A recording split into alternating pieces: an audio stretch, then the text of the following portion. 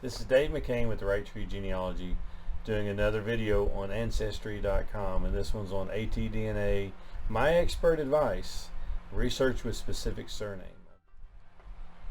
First, I'm using my mom's kit, and you go into Ancestry.com and you go to your DNA, pick your DNA kit that you want to research, and then you hit the view all DNA matches.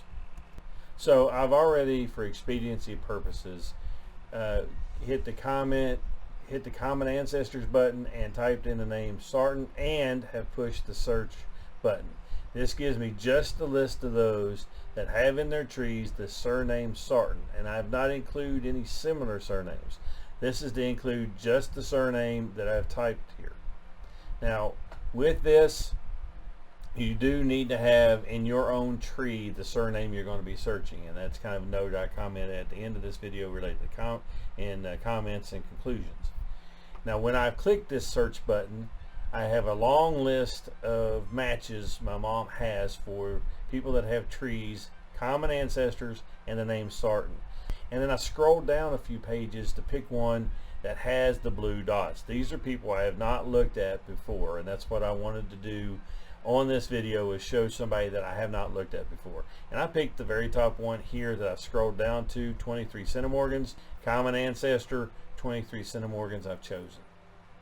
Going into this person's, the match, clicking the match, I find this information. And then I scroll down to the bottom of that same page and I say, hey, there's only one surname here, which makes it even easier to do this analysis of this cousin match. Doesn't mean you lock in there, but this is what you see. So this is Claiborne Sarton, this is Margaret Sarton, and this is their youngest, one of their youngest children that they have. And this lady has a full generation different Sarton, but digging into her line, it is from the same county and from an appropriate line to look at. So I say, okay, that makes sense. I'm now going to make the next step, and the next step is to type into the notes section on this match. So you have a little button you can click on. It says notes.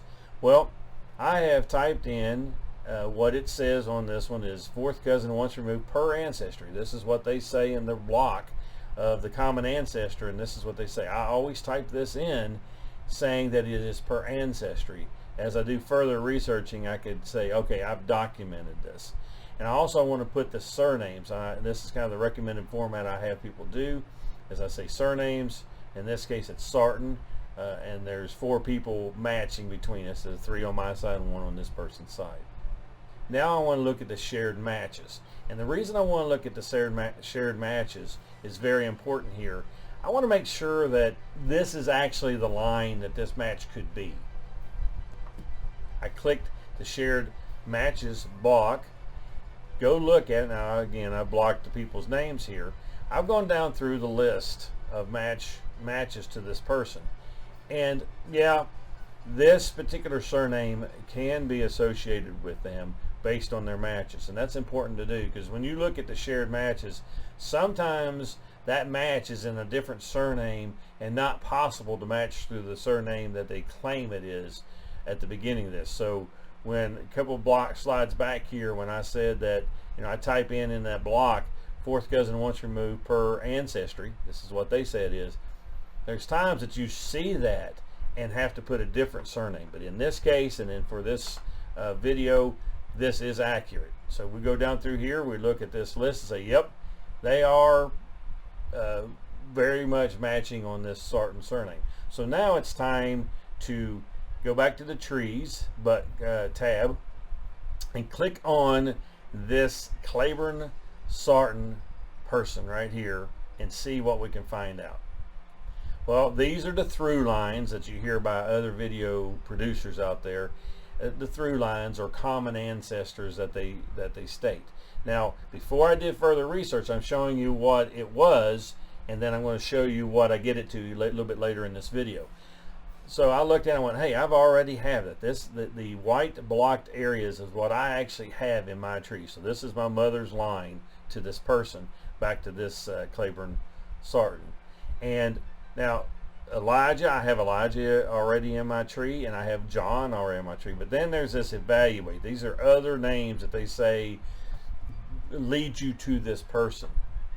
And you go, okay, I'm going to need to do a little more further research at this point, but this is how they say we're related. So I started digging into this, and again, I'm not going to go, this video is not going to cover all the excess research I did, but I started looking at the evaluate on this person, evaluated this person, to see if it's valid enough to call this the correct path. And so I went, John Sarton's the one that's in my line that I have. I show that his father is Elijah and Letta Carver, and he married Martha Jarvis, and they did indeed have a daughter named Sarah Elizabeth Sarton. So when I look at this, this goes back to a few slides back there that says Sarah Elizabeth Sarton is who this person has in their tree. And now I wanted to show you a few slides back, and I'm going to go ahead and slide it back to 2. This is where I was after considerable amount of research, and it was time. You've got to put time into research. When I did this, I was able to verify that John did have a daughter named Sarah Elizabeth, and Sarah had a daughter named Martha Roden.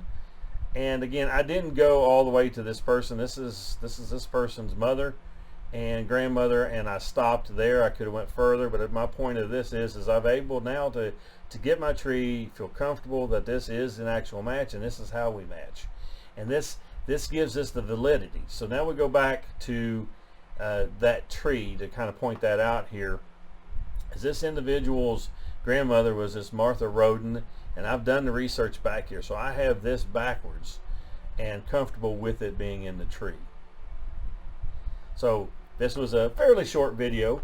Conclusions I have on this is once you have your tree developed enough and you have surnames in it, you can start doing surname searches to your atDNA or your cousin DNA matches.